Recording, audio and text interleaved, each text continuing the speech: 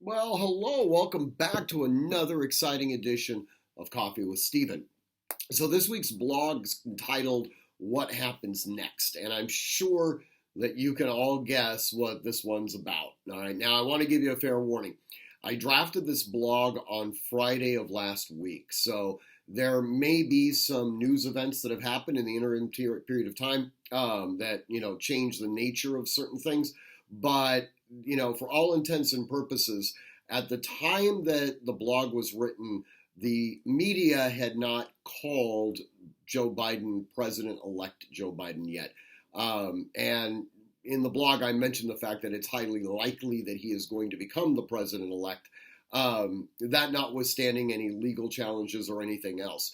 So a lot of people, roughly half the country, if you want to be candid about this, about half the people are diametrically opposed to the policies of Joe Biden. They may not necessarily like him. They may not necessarily like Donald Trump, but they voted for Donald Trump because they didn't like the agenda of the Democratic Party. They may not necessarily have a direct, animus towards Joe Biden. I mean, notwithstanding his son and potentially a bunch of illegal activity, he seems like a nice enough guy, I guess. But there are a lot of people that are massively, toxically affected by the position of Donald Trump. Not necessarily in anything that he does, but, his personality. And I completely understand this. In fact, I don't mention this in the blog, but ultimately speaking, if Donald Trump does fundamentally lose the election and all of his court challenges are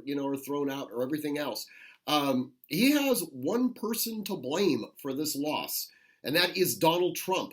Okay, the fact of the matter is his personality was to a large degree on trial, and he should have known this, and he should have altered it to be more palatable to a larger position of the electorate. Anyways, that notwithstanding, I had a conversation with the Cadet at West Point, and she had some interesting insights about a Biden presidency. Like she said, she's not terribly concerned. And in fact, in the long-term matrix here, this might actually be positive for our country. And let me explain the rationale here.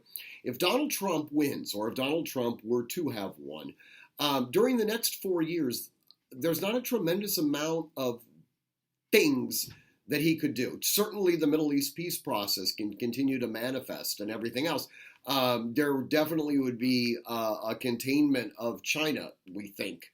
But that all, kind of meshed in there. As far as domestic policy is concerned, everything's kind of already been done. We're not really moving in an aggressive, direction one way or the other.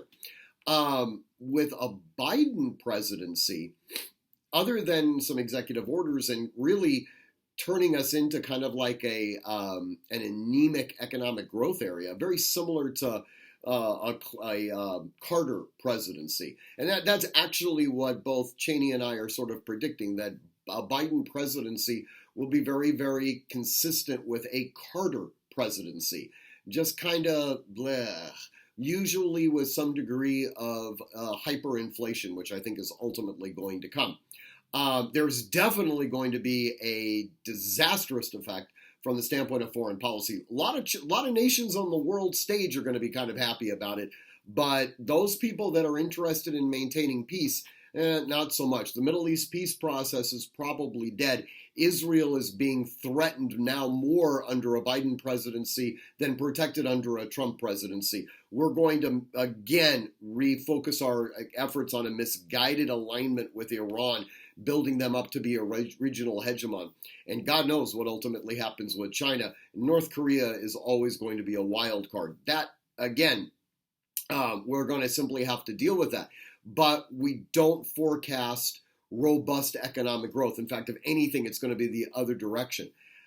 That will set us up for a Ronald Reagan.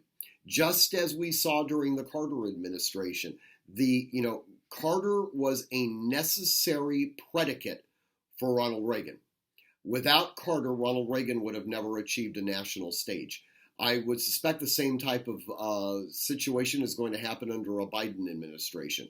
it's going to be interesting. That notwithstanding, but if Trump had won, then we would ultimately probably see a shift at the end of his 4 years, since he wouldn't be running again. We would see a shift towards a much more radicalized leftist group, because we would be looking for something different from Trumpianism, and there would be a high probability that extreme leftist, if not flat out Marxist ideology would ultimately take root.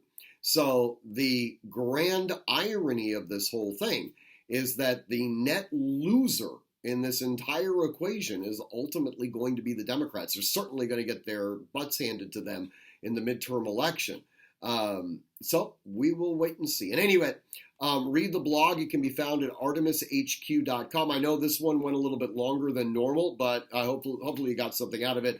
As always, train constantly, train consistently, train repetitively, and train with purpose. Above all else, stay safe.